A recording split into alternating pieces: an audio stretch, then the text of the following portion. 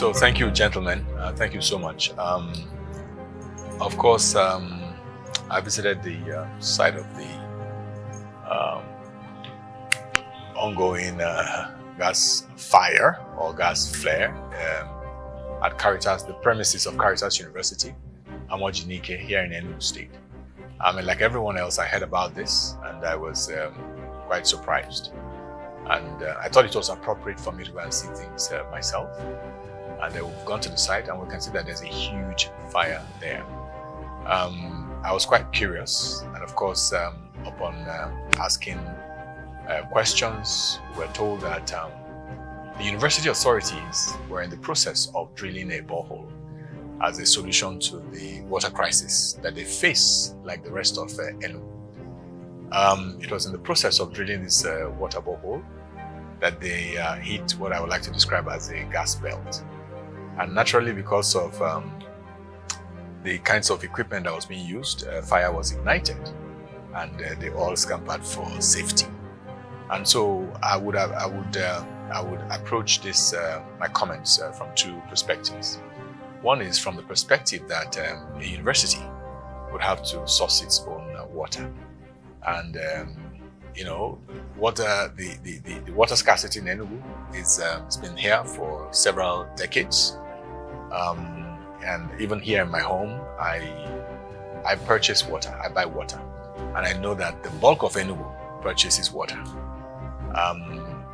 That's not very good. There is no modern city in the world that can thrive without water. Water is life, as people say. Water has great significance for human life. Water has great significance for economic advancement. Water has significant impact on public health, and I can go on and on. And so it is regrettable that almost in the past, say 2-3 decades, Enugu continues to suffer from this water crisis. It is also significant to me that as far back as 1924, during the colonial authorities, were able to supply water to Enugu. And to the best of my knowledge, the sources of water in Enugu has not changed. The water is there. The difference is that, unlike people before us who harnessed this water and were able to manage the supply sustainably, the PDP government in Enugu State has not been able to do this. And so, on the other hand, I also consider it a welcome development, and it speaks again to the significant endowments in Enugu. I know that in Ozuwani, there is some gas deposit there.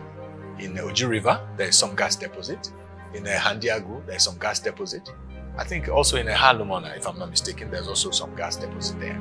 And so the question is, what are we going to do about it? And so Enugu State clearly has significant oil and gas deposits.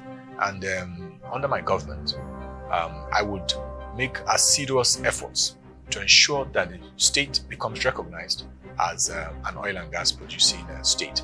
Of course, this has significant economic benefits for the state, because we expect them to start to benefit from the derivation funds like the other states that have these kinds of deposits. We also expect that investors will begin to come into it.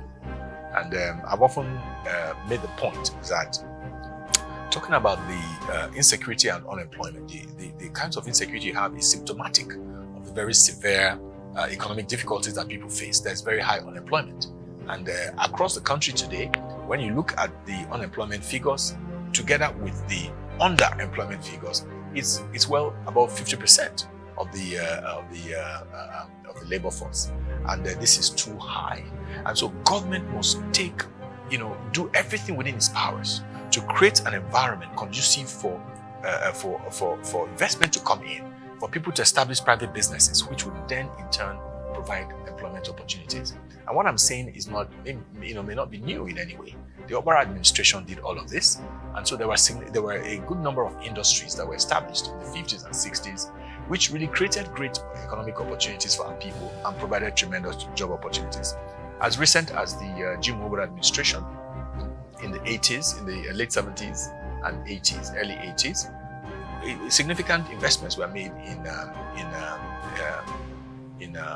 industrialization, like Anamco, like the Anambra vegetable oil products, like the Sunrise Flour mills, right? Like the premier breweries, okay? Like the Ohebedim Aluminium company, in Ohebedim, and I can go on and on, And so for me, the discovery or this incident reveals again that we have opportunity to even talk about gas-fired power plants. We have significant opportunity to even talk about LPG plants.